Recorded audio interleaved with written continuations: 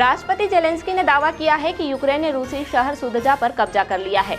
यूक्रेनी सेना रूस में 35 किलोमीटर अंदर तक घुस चुकी है। उन्होंने कहा कि यूक्रेनी सेना ने बीते 10 दिनों में रूस के 82 गांवों पर कब्जा किया है। सुदजा यूक्रेनी सीमा से लगभग 10 किलोमीटर दूरी पर है। बांग्लादेश की अंतरिम सरकार ने अमेरिका, रूस, सऊदी अरब, जापान, जर्मनी, यूएई और मालदीव में तैनात अपने राजदूतों को वापस बुलाने का फैसला किया है। इन्हें शेख हसीना के कार्यकाल में नियुक्त किया गया था। विदेश मंत्रालय की वेबसाइट पर 7 देशों के राजदूतों को वापस बुलाने से जुड़ी अलग अलग नोटिफिकेशन भी जारी की गई है।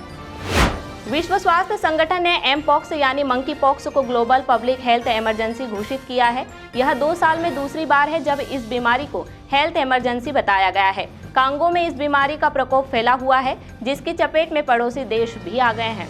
इंडियन स्पेस रिसर्च ऑर्गेनाइजेशन ने देश के सबसे छोटे रॉकेट SSLV-D3 से अर्थ ऑब्जर्वेशन सैटेलाइट 8 को श्रीहरिकोटा के सतीश धवन स्पेस सेंटर में लॉन्च किया। यह सैटेलाइट पृथ्वी की कक्षा से बाहर करीब 475 किलोमीटर ऊपर स्थापित की गई है। यह 1 साल तक काम करेगी। EOS 8 सैटेलाइट का मकसद पर्यावरण और आपदा को लेकर सटीक जानकारी देना है।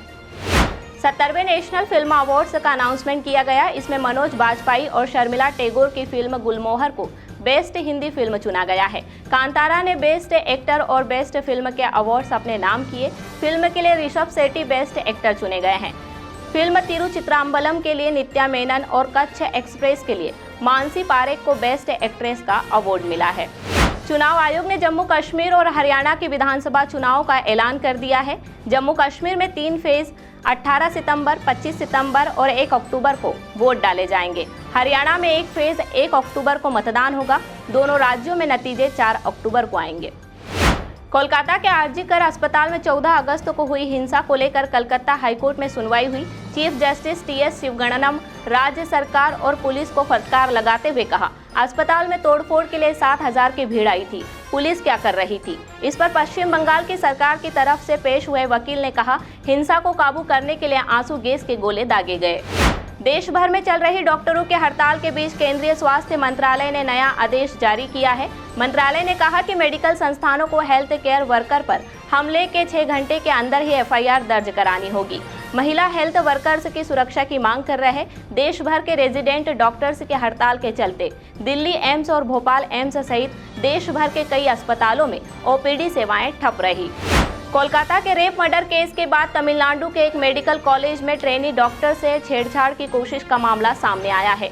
घटना कोयम्बटूर मेडिकल कॉलेज अस्पताल में 14 अगस्त रात की है। जानकारी 15 अगस्त को सामने आई। मीडिया रिपोर्ट्स के मुताबिक हाउस सर्जन डीन के ऑफिस के पास खड़ी अपनी स्कूटी लेने गई थी। वहां 25 साल का एक युवक मौजूद था। उसने ट्रेनी डॉक्टर के सामने अपनी पैंट उतार दी और उनके साथ छेड़छाड़ करने की कोशिश की। रायसेन के दीवानगंज के ग्राम सेमरी की पर्वतारोही अंजना यादव ने स्वतंत्रता दिवस के अवसर पर ऑस्ट्रेलिया की सर्वोच्च पीक माउंट कोसियस्को पर राष्ट्रध्वज तिरंगा फहराया। ऑस्ट्रेलिया महाद्वीप की सबसे ऊंची चोटी पर भारतीय समयानुसार 9:05 पर पहुंचे। तब वहां का तापमान औसतन 4 से 5 डिग्री सेल्सियस था। अंजना यादव ने पिछले साल 15 अगस्त के दिन यूरोप की सबसे ऊंची चोटी माउंट एल्बस पर तिरंगा फहरा चुकी है। इंदौर के पंडरीनाथ थाना क्षेत्र के बम्बई बाजार इलाके में झंडा लगाने के दौरान 10 वर्षीय Mohammad Arshan Dehlavi high tension line की चपेट में आने से झुलस गया। वहीं इस मामले में घायल बच्चे का उपचार निजी अस्पताल में लगातार जारी है, जहां उसकी हालत में सुधार है और वह खतरे से बाहर भी है। लेकिन इस मामले में घायल बच्चे के पिता के द्वारा एक शिकायत थाने पर दर्ज कराई गई है, जिसके आधार पर पुलिस ने अज्ञात लाइनमैन के खिलाफ प्रकरण दर्ज किया है। इंदौर विकास प्राधिकरण के संचालक मंडल की बैठक संभागायुक्त दीपक सिंह की अध्यक्षता में संपन्न हुई, जिसमें कलेक्टर आशीष सिंह भी शामिल हुए। बैठक में शहर की परंपरा और विकास कार्यों जैसे प्राधिकरण की झांकी, मिलों और अहिल्या उत्सव के लिए अनुदान, अहिल्या पार्क पर प्लाट विकास और कान्हा नदी के पास विकास कार्यों पर चर्चा की गई।